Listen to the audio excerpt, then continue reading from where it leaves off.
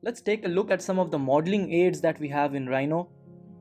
So let's double click on the perspective viewport and enter the perspective viewport so that you get a 3D view. Let's create some of the geometries and understand what are some of the modeling aids that we have. So for example, if I create a box in this manner,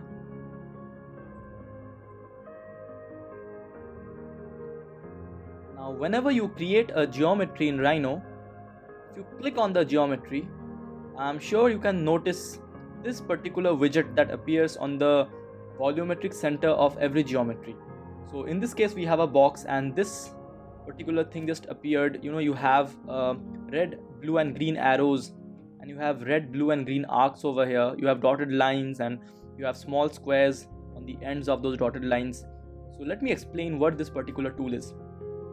This tool is known as the gumball. So if you can see on the bottom, you have all these options over here. You have grid snap, you have ortho, you have planar, you have O snap, you have smart track, and you have gumball. As you can see, the gumball icon is turned on. So you can turn it on and off by clicking on it. So what the gumball tool gives us is an option of moving, scaling and rotating all in one tool or all in one widget. So let's try to use it. So the three arrows that you can see, they are the moving tools. So the red arrow represents the movement in the x-axis, which is the red axis. The green represents the movement in the green axis or the y-axis, and the blue arrow represents the movement in the z-axis, which is vertical movement. So let's try using one of these. So if you click on the red arrow, if you drag your mouse, as you can see, you can move your object from one point to another. You can do the same using the green arrow over here like this. You just have to click on the arrow and drag. As you move your mouse over one of these arrows, it gets black like this. The color changes from green to black or from red to black like this. So once it turns black, then you can click and drag. That's how you move your object. You can also move it in the z-axis. You just have to come out of the perspective viewport. So you can double click on the perspective viewport, and let's try moving it in the right and in the front viewports. So you can turn these to shaded in order to see a shaded view. And if you select your object, if you move it in the right viewport holding the blue arrow, as you can see, I am moving my object in the z-axis. I can do the same using the other axis as well in any viewport that I want to.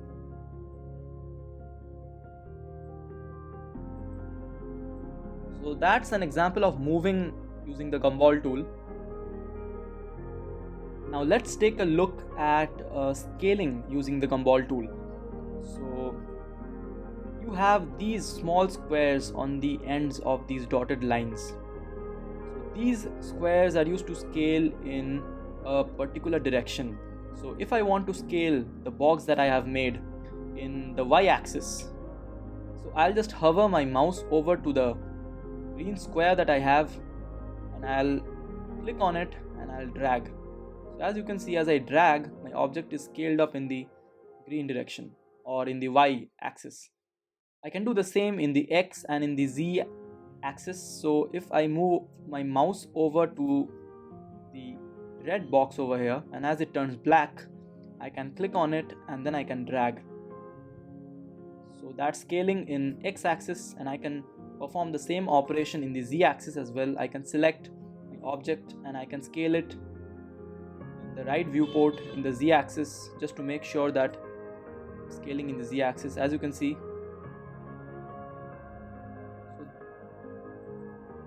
That's scaling for you using the gumball tool.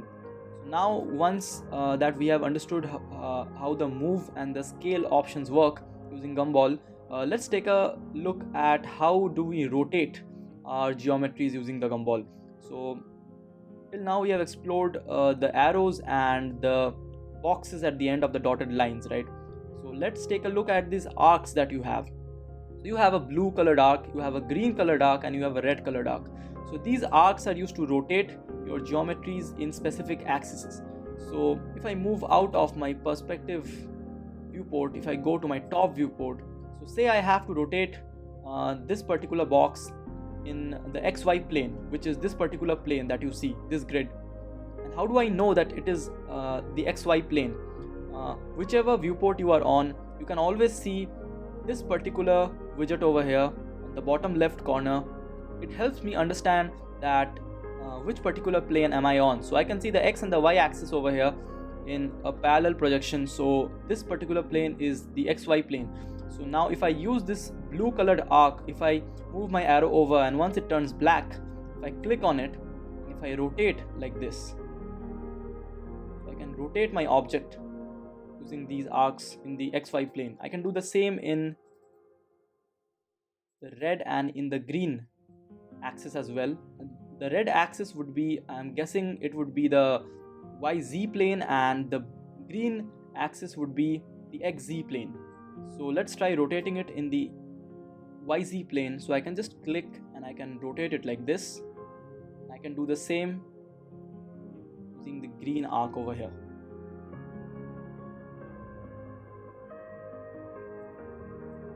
That's moving, scaling and rotating all in one tool using the gumball widget.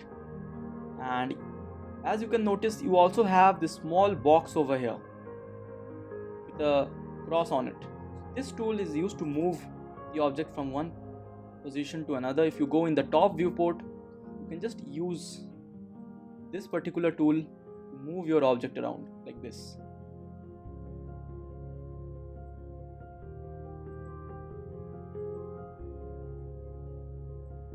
Now let's take a look at how do we use these moving, scaling and rotating techniques to move, scale and rotate our geometry up to a specific dimension or up to a specific size.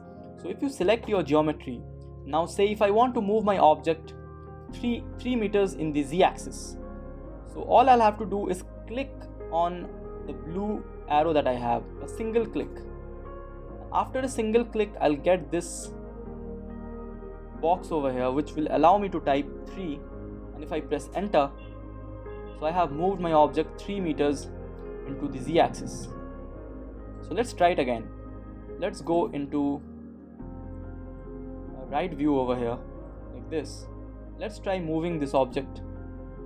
So if I hover my mouse over to the green arrow and if I click, and if I type in 6 this time and press enter, so as you can see, the object just moved 6 meters in that particular direction. So you can do the same thing in the top viewport as well. You want your object to move in the x-axis, say 10 meters. So you can just click and you can just type 10 and press enter. You can do the same using the scale and the rotate functions as well. So if you want to scale up your object up to a specific scale factor, you can just click on the box and you can just type in your scale factor. So suppose I want to scale up my object 2 times.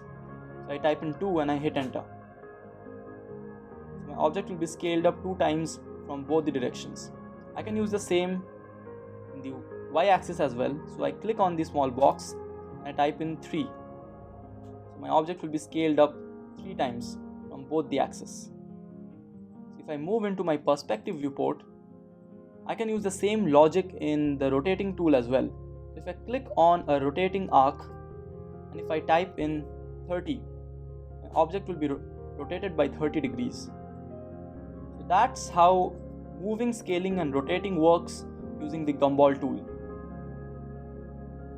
Now let's take a look at something in Rhino that is known as control point editing. So for understanding control point editing, firstly you need to understand that everything in Rhino can be broken down into curves and points. So if I create a curve in my top viewport, if I escape my perspective viewport and I go to my top viewport and I create a curve using this particular shortcut over here, if I use the drop down button and I select the first option which says control point curve, and once I click on it, it will ask me for the start of curve, with degree as 3 in this command line. So you can leave that as it is and you can create a curve like this. So as you go on creating a curve, and once you are done, you can hit enter. And now this particular curve, when I click on it, apart from the curve, you can also see these points over here. These points are what we call control points. So these points can be turned on and off using this particular shortcut over here, which says show object control points. So if you move your mouse over to it, and you can see that there are small mouse like icons which actually tells you that if you use the right click, you can actually show the object control points, and if you use the left click, the points will be turned off. So let's select our geometry and let's use the right click over here. So if you use the right click, now you can see that no matter where you click, the points are turned on. And if you want the points to be turned off, you can select your geometry and use the other click of the mouse and the points will be gone. So you can select these control points and you can edit your spline curve using this particular way. So whenever you click on a point, you see that the gumball tool appears over there automatically. So I can use the gumball tool to edit the position of this particular point, and I can move it any direction I want to, which in turn affects my degree of curvature of this particular curve that I have. I can also click on the point and move it manually like this. So that is a brief introduction to control point editing. You can also select multiple points at the same time and move it all together. So let's try holding on shift, and after you have hold on to shift, you can click on multiple points like this. You can select 3 to 4 points together. Now you can try moving them like this.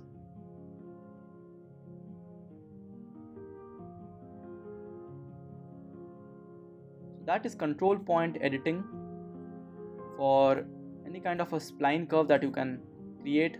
Control point editing is also possible for straight lines. So if I create a line using this particular shortcut over here, and if I create a line like this and I press enter, and if I click on the line, you can see that all these points are visible. So now if I click on show object control point over here, these points will be automatically visible over here. If I click on any of these points, if I move it like this, I can edit my curve using the control point command.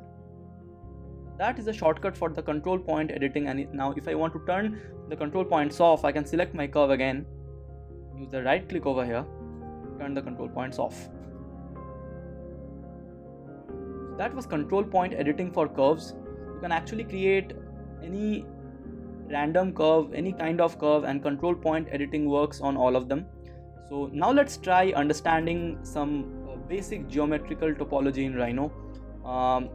The most complicated geometry in Rhino can be broken down into curves and points. For example, if I create a point using this point shortcut that I have, so I click on it and it's asking me for the location of point object. So if I click on any point on the canvas, now I have a point. Now what I can do is I can turn this point into a line. So I'll click on the point and the gumball tool appears. Now in the gumball tool, you will also notice that there are these small circles on the arrows that have appeared. So what happens if I click on one of those small circles and I extend it like this in the Z direction? So now I've created a line from a particular point. Now what happens if I select this line and now I do the same thing but in the X direction using this particular circle on the curve? Now I have turned this line into a surface, planar surface. Now what happens if I select this particular planar surface and use the same thing but in the Y direction? You can see I've extruded this planar surface into a 3D solid now. So that proves the point that everything in Rhino can be started from a point and can be turned into a 3D solid. So that is the basic geometrical breakdown of any kind of geometry in Rhino. So you have a 3D geometry, and that can be broken down into curves and points. That was a little bit about control point editing and the basic geometrical topology in Rhino. Now let's take a look at something that is known as object snapping. So on the bottom icons over here, you have grid snap, and you also have these particular icons, which you can turn on and off by a tick in the box. So it says end, near, point, mid, cen, which is short for center. So these are all object snaps. So if I go in the top viewport and if I try to create a curve or a line by using the line shortcut, you can see that the point automatically snaps to the end points, snaps to the mid points, and whenever it snaps, it actually tells you using the abbreviations that you can see on the screen. So if I snap to a midpoint, it will say MID, mid, and if I snap to the end points, it gives you abbreviations like end and INT, which is short for intersection, and not. So these are nothing but modeling aids which actually help you in creating 3D geometry, and you should actually have all of them on the bottom for essential and effective 3D modeling techniques. So you can also see the effect of the object snapping in 3D as well. So if I try to create a curve from this particular edge of my cuboid, it will automatically snap and it will say end or intersection. So I can create a curve from here now, like that, and press enter. So object snap works for 2D and 3D as well, and you can turn them on and off based on the kind of project that you are working in.